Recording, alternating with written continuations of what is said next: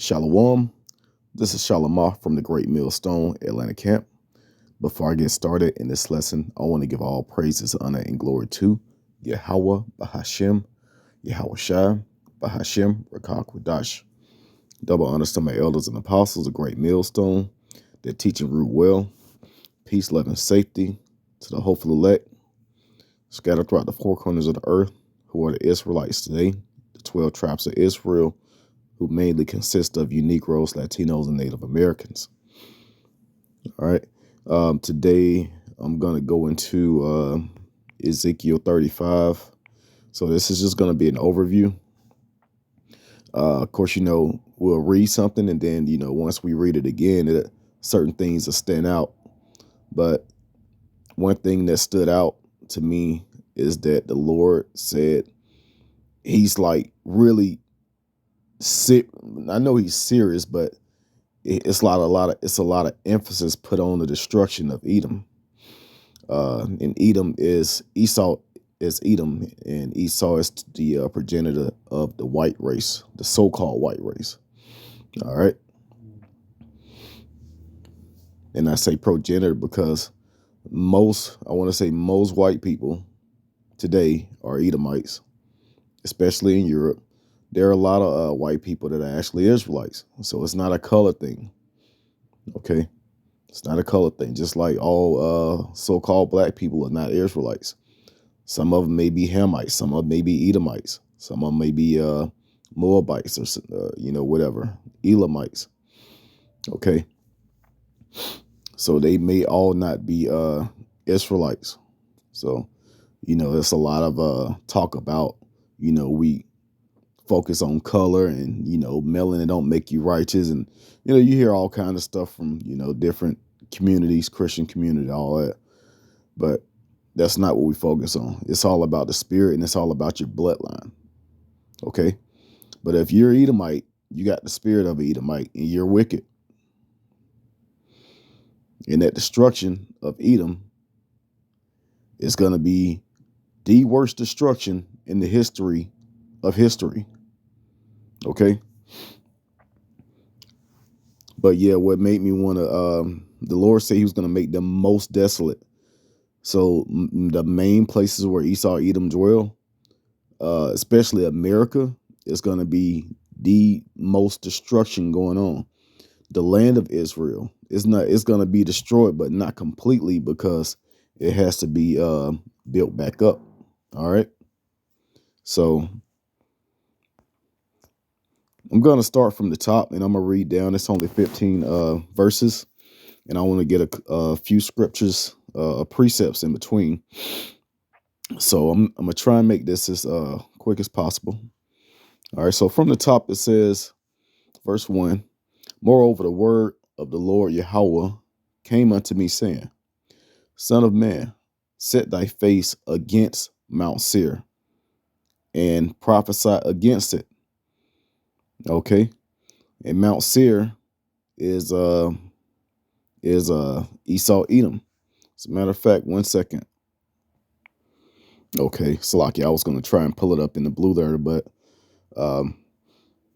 it's not allowing me to because I'm in airplane mode, and I have my phone is really active right now, so I didn't want any interruptions during this lesson. All right, but Mount Seir is Esau Edom. Okay, it says, Son of man, set thy face against Mount Seir and prophesy against it, and say unto it, Thus said the Lord Yahweh, power.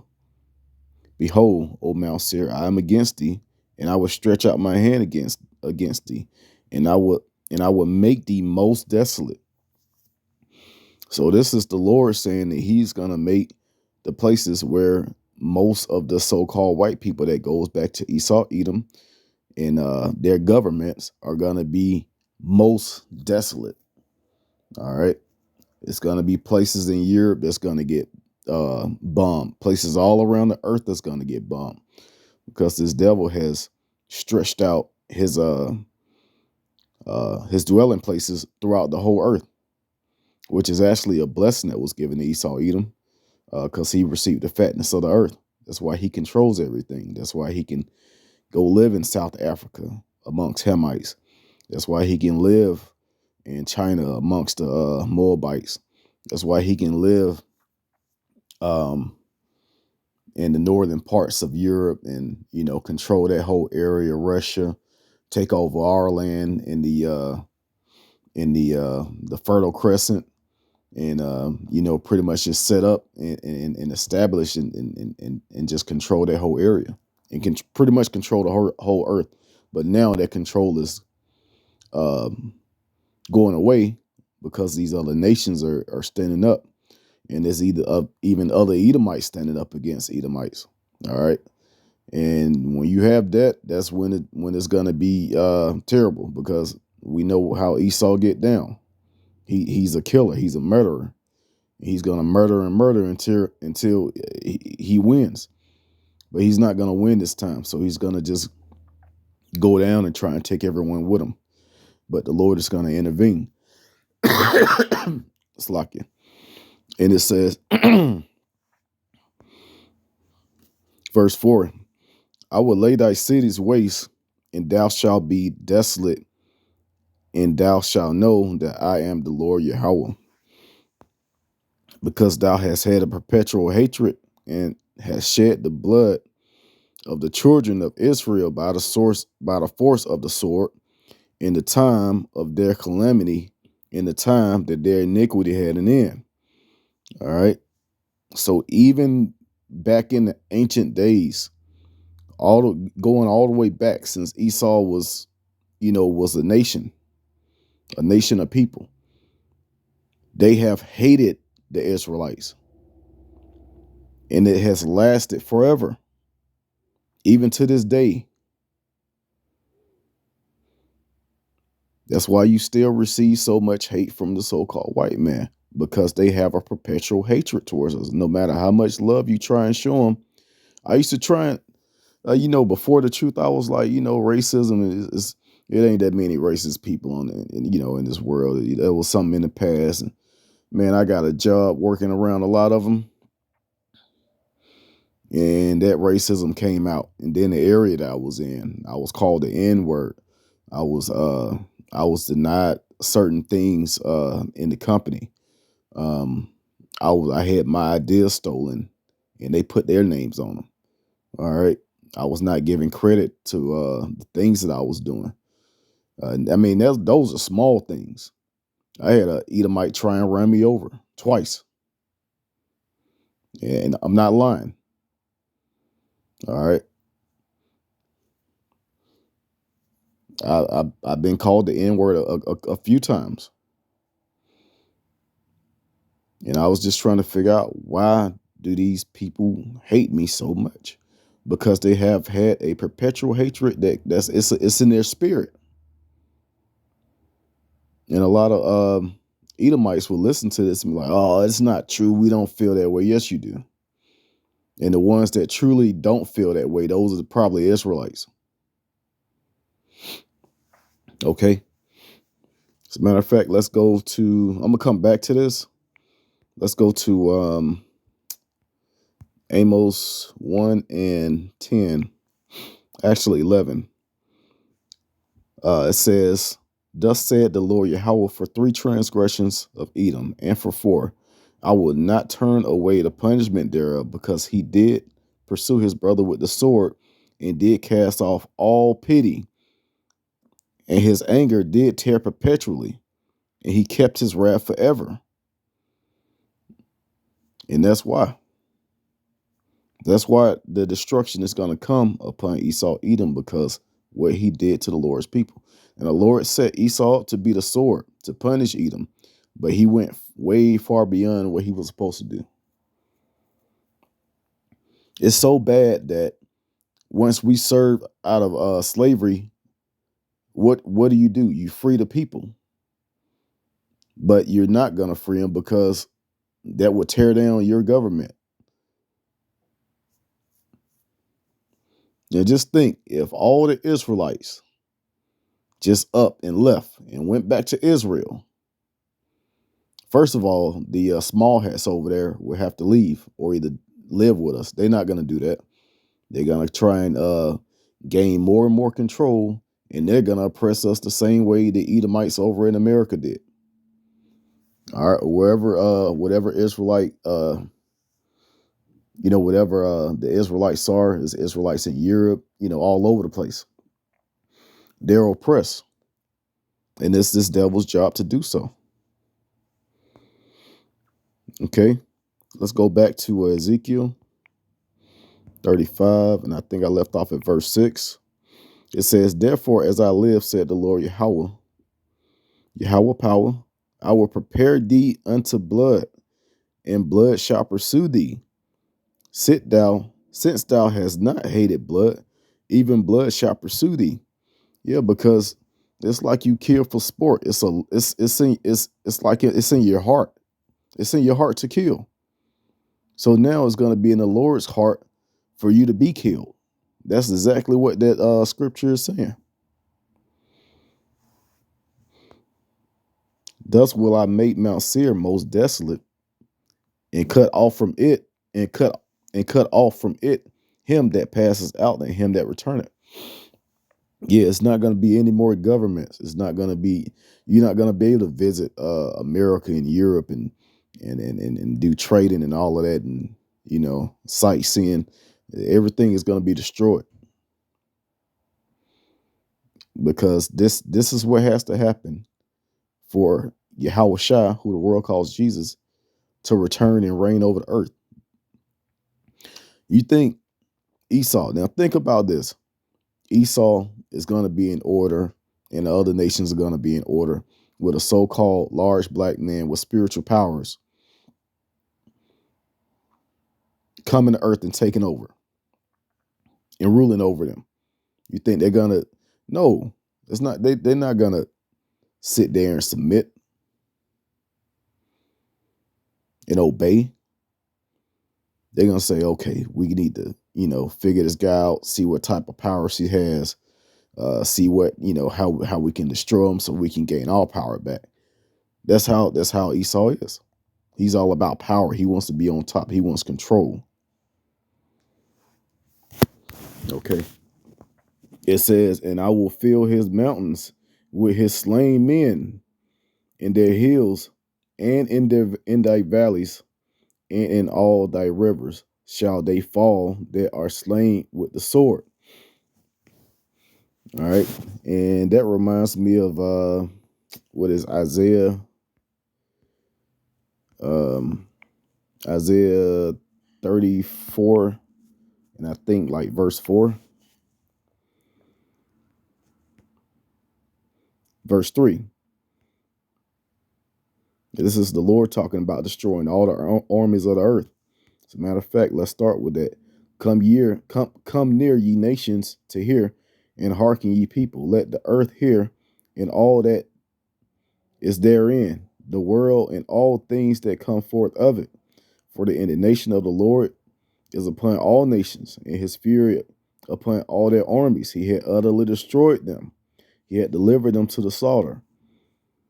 Their slain also shall be cast out, and their stink shall come up out of their carcasses, and the mountains shall be melted with their blood. All right. And it says the mountains shall be melted with their blood, because the mountains represents the governments. And once you take down the power, which is the military, you have no government. What are people going to, how are you going to enforce laws? And people going to straight run over this place. I was just looking in the news how the military is smaller than it has been in, I think they said the last 60 or 70 years, something like that. A report just came out, because no one is trying to get involved in the bullshit of this place. It's less and less people joining. And there's some men in the military that knows the truth, that's trying to get out. Some men that was in the military that got out. And that's actually a true blessing, to be able to, do the work of the Lord, and get away from doing the work of this devil. All right. Let's go back to Ezekiel. It's like 30. Yeah, that was right. 35. I think I left off at verse 7,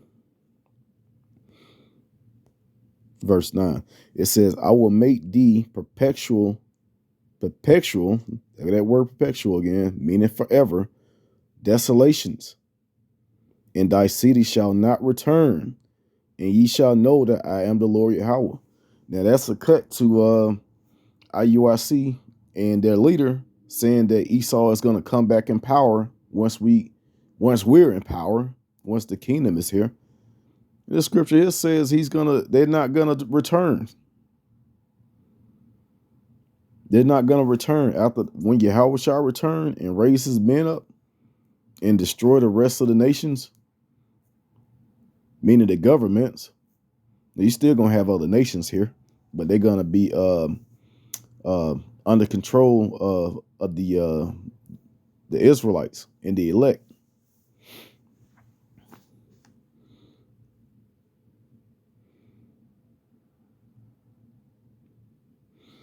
Let's go back to Isaiah 14 and 21. It says, prepare slaughter for his children, for the iniquity of their fathers, that they do not rise, nor possess the land, nor fill the face of the world with cities. All right. So that's why they have to be prepared for slaughter. Now that's going to come after 1,000 years. It's going to be a great slaughter in Edom, in Esau, Edom, once, through World War III, through the famine. And it's not going to just be Edom. It's going to be all nations, even Israelites. But at the end, Israelites are going to be saved and taken out of here, flown out of here through the chariots of the Lord that the angels travel in, until all the destruction is pretty much done. Then we're going to be brought back down to establish earth. Should I say establish order in earth? All right.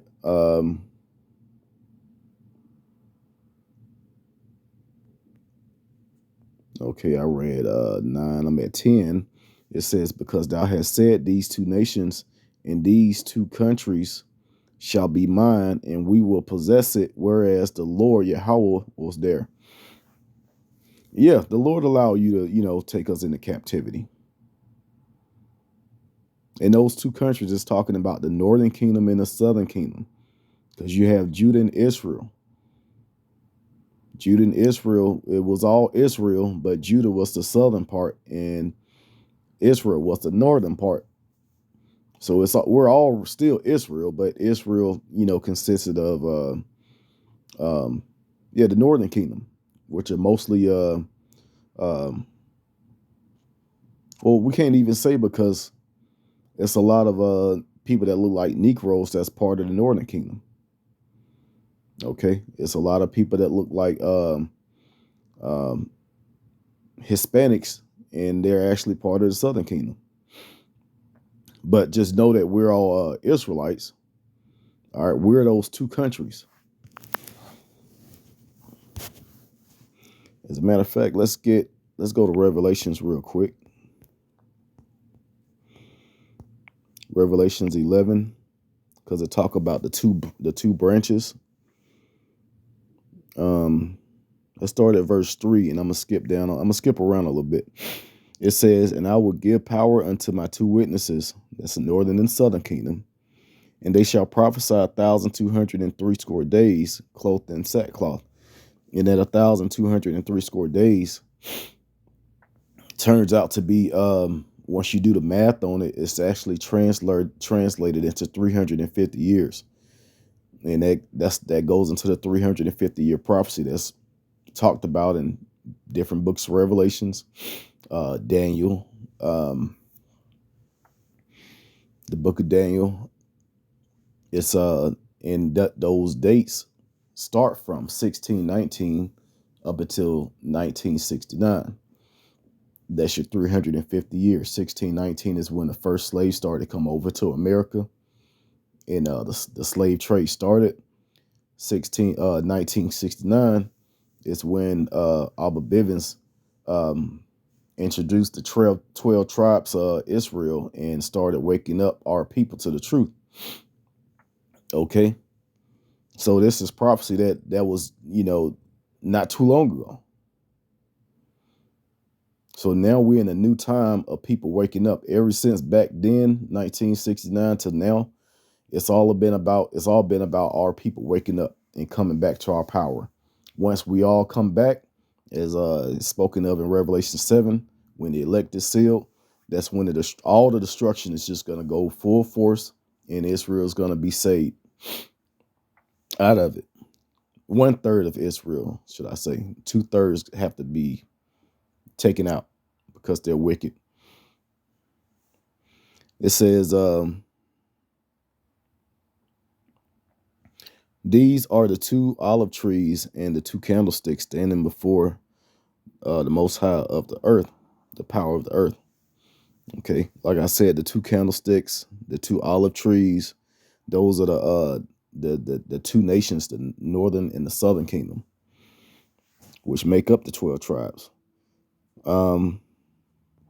If any man will hurt them, fire proceeded out of their mouth and devour their enemies. And if any man will hurt them, he must in this manner be killed. So yeah, it's gonna be a lot of these Edomites getting destroyed by fire, and not only Edomites, it's gonna be other nations as well. But Esau, like I read in the beginning, is gonna be most desolate. Let's go down to verse 10. It says, and they that dwell upon the earth shall rejoice over them and make merry, and shall send gifts one to another, because these 2 prophets tormented them that dwell on the earth. All right, and that happened. That happened. People was given gifts as slaves, or should I say, people was given slaves as gifts. All right. If somebody wanted to start a farm, and it was a rich man, hey, let me help you out. I can send you 5, strong men that'll help you, till this ground and plant your crops or whatever you need done. And of course, it was more than just, working. It was torture, women being raped, children being raped, using children as bait. You know the whole story, what Esau did to us during our captivities. And it wasn't just Negroes, it was all 12 tribes. Gad was almost exterminated off the planet. So he has to pay for that. But yeah, they was rejoicing over us being in basically living out the curses that the Lord put on us for disobeying.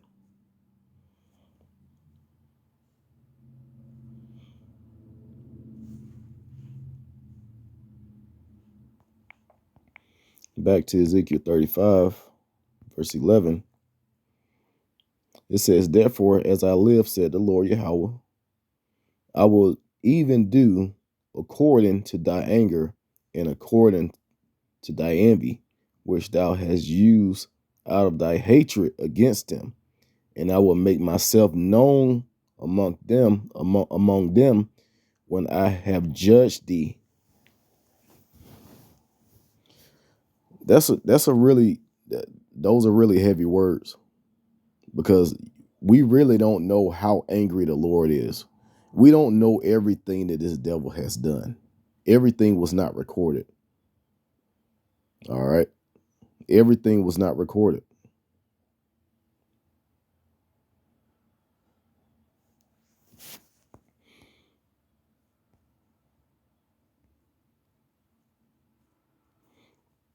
Okay, so I'm going down to 15. Let me get some more scriptures. Let's go to Psalms. Go into some of the things that this devil has done in the history, in the ancient days. Psalms 137 and verse 7. It says, remember, O Lord, the children of Edom in the day of Jerusalem, who said, raise it, even to the foundation thereof. O daughter of Babylon, who art to be destroyed, happy shall he be that rewarded thee as thou hast served us. And the daughter of Babylon is talking about America. All right. Now that's a future prophecy. Because we know about ancient Babylon. Now it says, remember, O Lord, the children of Edom in the day, basically who said, raise it, raise it. Raise it is basically means, it means to strip or make bare. So while we was being led into captivity, these devils was like, hey, just take everything from them. That's that perpetual hatred. And when they finally got their hands on us, like I said, they went overboard. And the Lord is going to judge them according to what they have done to his people.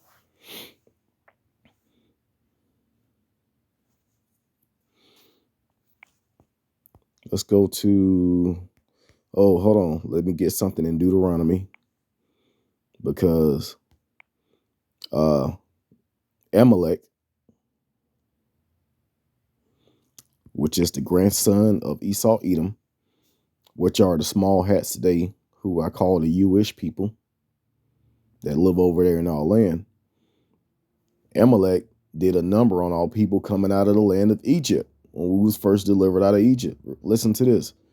Verse 17, remember what Amalek did unto thee by the way when thou wert come forth out of Egypt, how he met thee by the way and smote the hindermost of thee, even all that were feeble behind thee, when thou was faint and weary, and he feared not the Most High.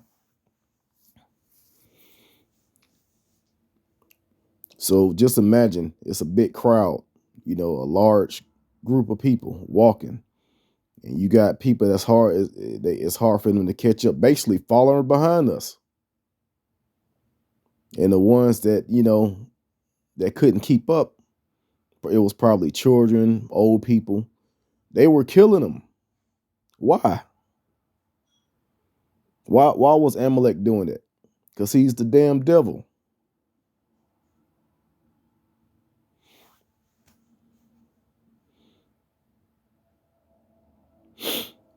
That's the only thing you can think of, because he's the devil. Going back to Ezekiel 35, I'm about to end this because I tried to make it maybe 20 minutes, but it's going almost into 30 minutes. It says, and thou shalt know that I am the Lord, and thou shalt know that I am the Lord Yahweh, and that I have heard all the blasphemies which thou hast spoken against the mountains of Israel, saying, they are laid desolate, they are given us to consume. Yeah, we were, because the Lord allowed you to do that. But now you're not going to restore what you've done. Our Redeemer has to do that. His name is Yahweh, and it means he saves, or he is Savior. Thus will your mouth ye have boasted against me, and have multiplied your words against me. I have heard them. Thus said the Lord Yahweh, when the whole earth rejoiced, I will make thee desolate. So once Israel is back in the kingdom and back in their rulership, the Lord is going to make you the lowest of the low. And that's just a 1,000-year sentence. When you read Obadiah, you're going to be, that whole nation is going to be burnt after 1,000 years of captivity. I believe it goes into the 1,000 years. And Salaki, if I get this wrong, but I'm not going to pull the scripture, but I think it's somewhere in Revelations 20,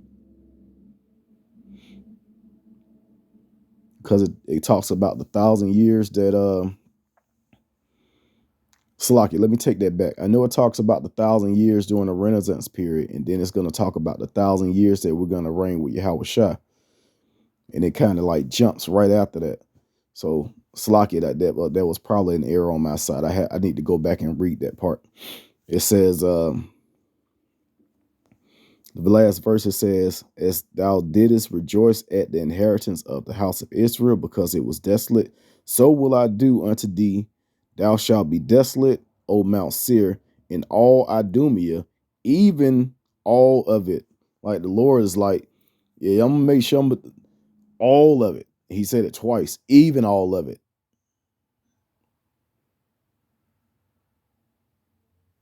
All of Idumea.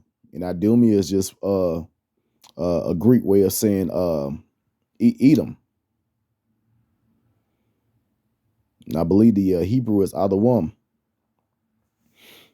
It says, and they shall know that I am the Lord Yahweh. All right. So, hey, great judgment is coming. That's why we don't supposed to do nothing. Just sit back, let them continue to hate. We're going to continue to teach this word and don't care how you feel about it. We don't even care about how our own people feel about it. Only thing that matters is thus said the Lord Yahweh. Only thing that matter is us serving the Lord in these times. You think we're going to lean on to you and your kingdom is crashing and you about to be destroyed? No, we coming back to our power so we can live, so we can survive, so we can be saved, so we can serve the Lord, so we can get back to where we supposed to be, so the earth can be in order. All right, so with that, I pray that this was edifying. I want to give all praises, honor, and glory once again to Yahweh, Bahashem, Yahweh Shai, Bahashem Rakakwadash. Double honors to my elders and apostles, a great millstone that taught us his truth. Shalom to the hopeful elect.